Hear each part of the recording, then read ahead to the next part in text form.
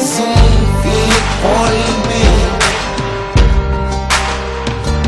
حزن في قلبي، حزن في قلبي،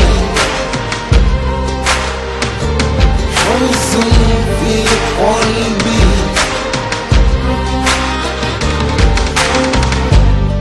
Pour ceux qu'on chasse de leur maison, j'écris ce texte avec le cœur et la raison. Je ne peux rien si la vérité vous effraie, mais je suis ni aveugle, ni sourd, ni muet. Se taire, c'est parfois cautionner la violence et le non-droit. Je ne serai pas complice du silence anticolonialiste. Ce n'est pas être antisémite, je suis qu'un homme avec le sens de la justice. Je n'ai que la parole pour trahir, pour ceux qu'on traite en étrangers dans leur propre pays, pour ceux qui ont été spoliés, volés, qui ont vu leurs droits les plus fondamentaux violés. L'héritage tragique de décisions injustes prises sous mandat britannique. Depuis la déclaration Balfour, on s'enfonce pour comprendre le présent, comprendre où l'histoire commence. Priver un peuple de l'autodétermination, partager ses terres sans aucune consultation. Observe le drame de la colonisation. Deux options, la lutte ou la résignation. La Palestine n'était pas une terre sans peuple, destinée à accueillir un peuple sans terre. Il y a bien un occupant et un occupé. Il y a bien un oppresseur et un opprimé. Nous renier, c'est tenter d'effacer l'histoire, et effacer l'histoire, c'est refuser qu'on la répare. Il y a bien un agresseur et une victime, un colonisateur et un résistant palestinien. Il est question de faits établis, pas de point de vue. Ma raison peut s'y tenir, même si mon cœur est ému. Il ne s'agit pas de deux forces égales qui s'affrontent. Les médias parlent de guerre, quelle honte. La troisième puissance armée face à une nation sans état. Plus de 1000 pour 10 à la dernière intifada. C'est ça la guerre. Malgré tout ce qu'ils subissent, les Palestiniens résistent, les Palestiniens existent. J'ai rarement vu un peuple si courageux, sa fierté brille comme le soleil, même par ton orage. Je peux pas me désolidariser, juste en tant qu'être humain, je peux pas ne pas me positionner.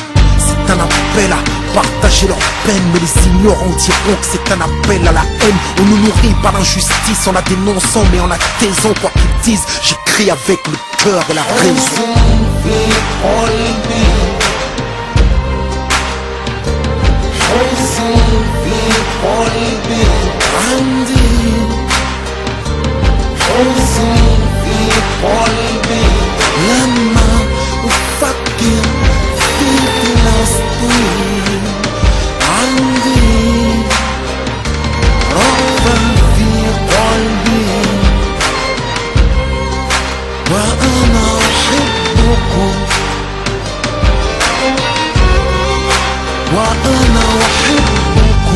Pas de quiétude dans l'occupation.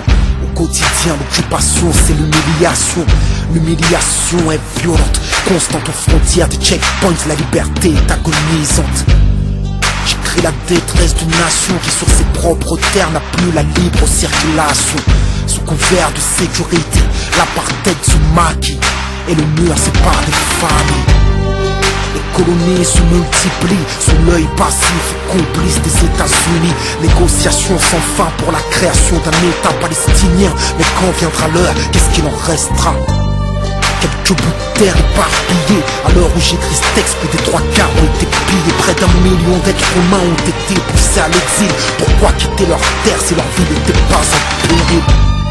Et leurs biens sont devenus les leurs. Les espoirs de retour sont devenus des leurs. As-tu entendu parler de la dite loi des absents? Les biens des réfugiés reviennent à l'occupation.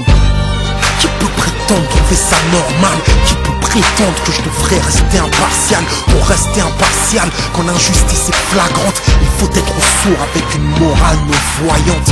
L'histoire témoignera que je me suis levé comme j'ai pu, pendant que les grandes puissances les regardent crever. Tous parlent de droits de l'homme, mais n'empêche pas le massacre. Les sanctions de l'ONU ne sont applicables qu'à l'Irak. On ne compte plus les orphelins, les balles qui se sont perdues dans les poitrines de gamins. Combien de nourrissons sous les décombres? De familles entières décimées par les bombes, d'assassinats ciblés, foudroyant les civils, d'emprisonnement arbitraire. Dites-moi, pensez-vous que je devrais me taire? Je suis censé vivre dans une démocratie, pourtant j'ai peur quand je relis ce que j'écris. Tout est basé sur des faits, mais je crains quand même l'orage. J'écris avec le cœur, la raison et le courage.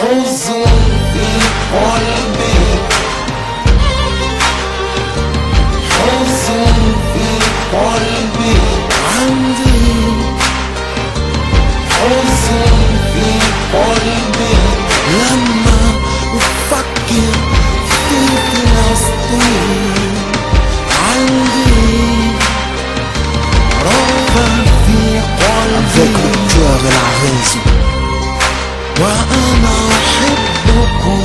Avec le cœur et la raison.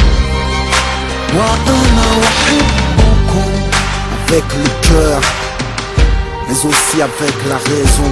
Je peux pas laisser terminer ce morceau sans préciser que ce texte ne prend pas à partie une communauté, mais vise la politique d'un État et le silence complice du monde dit libre.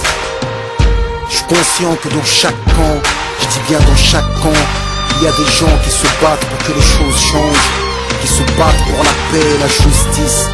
Je ne peux que saluer leur courage et leur sincérité. Je déplore la mort des innocents de part et d'autre. Qui peut se réjouir de voir mourir des enfants, eux qui n'ont pas choisi, les héritiers d'un monde que les adultes leur lèguent. J'écris ce texte, manifeste de mon soutien actif, mon pacifique aux Palestiniens. Pas uniquement parce qu'il y a parmi eux des musulmans, car contrairement aux idées reçues et ancrées dans l'inconscient collectif, les Arabes palestiniens ne sont pas tous musulmans. Je les soutiens parce que j'estime, avec le cœur et la raison, qu'ils subissent une injustice et qu'il est important pour eux que le monde sache, en attendant que le monde bouge. Il ne s'agit pas d'importer le conflit en France de manière stupide et violente, en s'attaquant injustement aux personnes, à leurs biens et en dégradant des cimetières. Ce sont là des choses que je ne cautionne pas et que je condamne clairement. J'espère toujours voir la paix dans la justice se lever à l'horizon. Et j'écris avec le cœur et la raison.